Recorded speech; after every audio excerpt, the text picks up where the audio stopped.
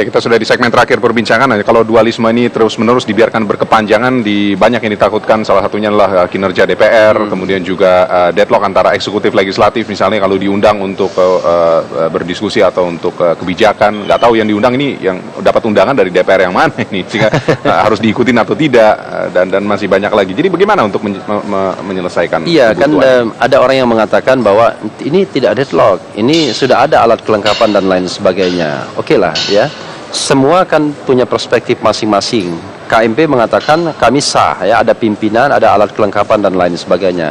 KIH mengatakan itu tidak sah karena cuma 5. Oke lah, kita bergerak dari sini saja. Jadi bergerak dari posisi saat ini ya. Ada pimpinan DPR dari KMP, kemudian ada alat kelengkapan dan ada alat kelengkapan yang mau dibentuk, pimpinan yang mau dibentuk. Kita bergerak dari sini. Katakanlah misalnya, katakanlah kita menganggap bahwa pimpinan yang sah itu yang Setia Novanto, yang ini tidak sah. Katakanlah begitu, karena kita harus pahami juga begitu. Tetapi besok-besok itu pengambilan keputusan tidak bisa dilakukan, itu persoalannya.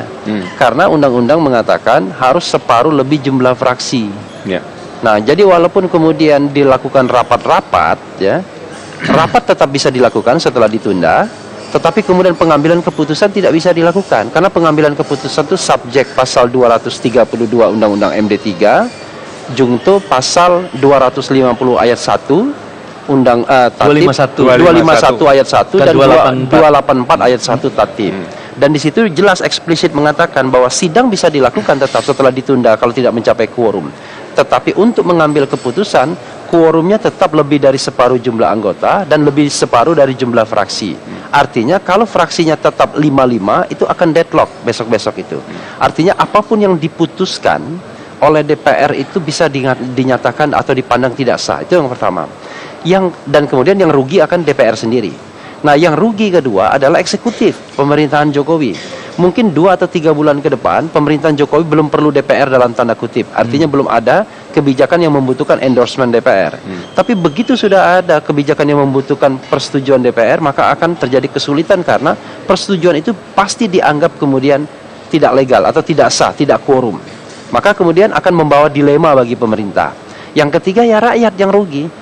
Karena rakyat yang pengen diservis dengan fungsi pengawasan, fungsi budgeting, fungsi legislasi dan dalam rangka fungsi representasi, jadi tidak mendapatkan servis yang baik dari legislator di Senayan. Nah, karena itu, menurut saya jalan keluarnya adalah yang pertama dan yang paling utama seperti sudah saya sebutkan adalah duduk satu meja, selesaikan masalah ini. Kan akar persoalan kan cuma representasi dari alat kelengkapan, pimpinan alat kelengkapan. Mbok ya didiskusikan, dibagi, didistribusikan dan lain sebagainya. Karena begini prinsipnya Pak Toto, yang namanya parlemen itu beda dengan eksekutif seperti yang saya katakan. Kalau eksekutif itu tunggal, karena itu dia tidak ada yang namanya polarisasi di sana. Jadi one command, itu yang namanya eksekutif. Unity of command. Iya.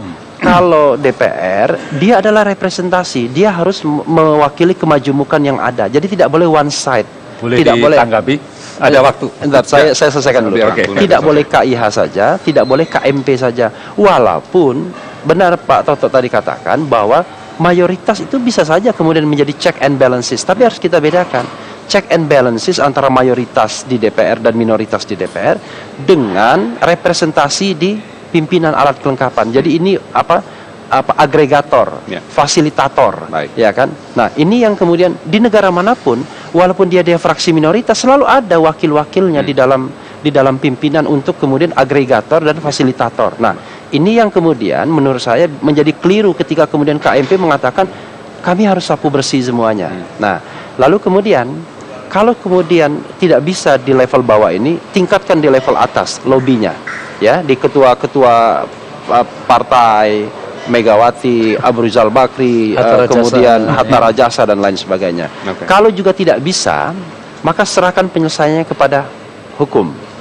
Hukum itu di Mahkamah Konstitusi. Apa yang harus dipermasalahkan adalah pertama tadi quorum untuk mengambil keputusan yang harus minimal 6 fraksi. Pemilihan sistem paket. Yang kedua pemilihan sistem paket. Yang menurut saya sangat zero sum game. Jadi kembalikan pemilihan itu pada kedaulatan anggota seperti Mas Toto tadi bilang. Saya ini anggota DPR dari Malang Raya. Jadi bukan saya ini anggota DPR dari KMP. Oh. Nah karena itu kemudian Setuju. prinsipnya adalah one person one vote. Setuju. Nah Jadi- kalau memang buntu semua negara dalam keadaan darurat jadinya nantinya. Kalau negara dalam keadaan darurat, anything can happen. Iya. Baik. Pemerintah bisa turun tangan, militer bisa turun tangan. Tapi mudah-mudahan tidak terjadi begitu. Oke. Terakhir closing statement dari Ya, Mas Toto.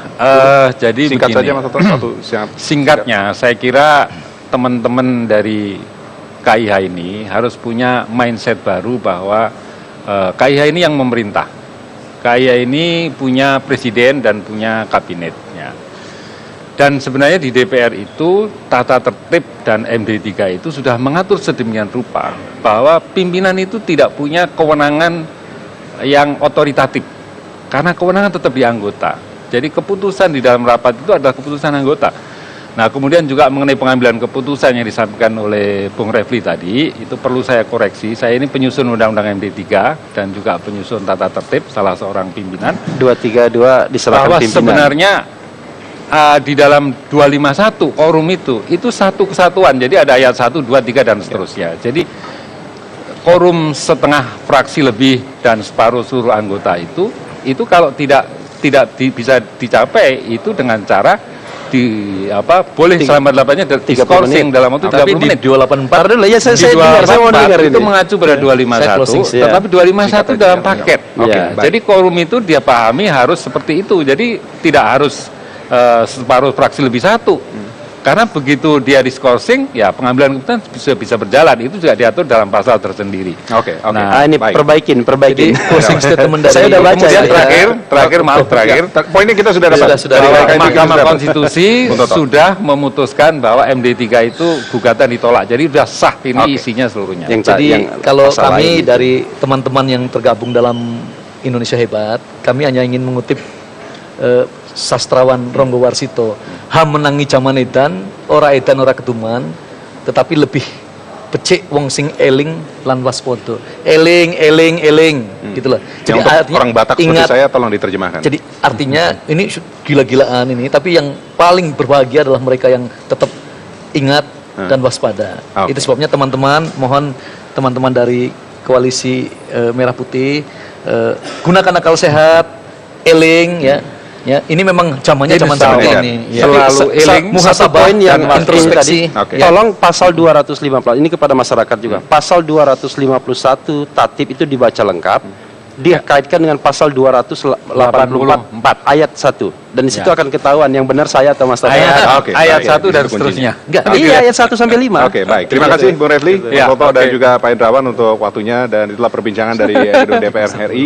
Kita kembali ke studio bersama Sumi Sumi. Ya, baik. Terima kasih, Raf. Mudah-mudahan dualisme parlemen ini bisa segera diselesaikan melalui musyawarah mufakat ya, karena sudah lebih dari 1 bulan DPR ini dilantik tapi belum bisa bekerja. Kita akan jeda dulu. Kami akan kembali dalam segmen BI News.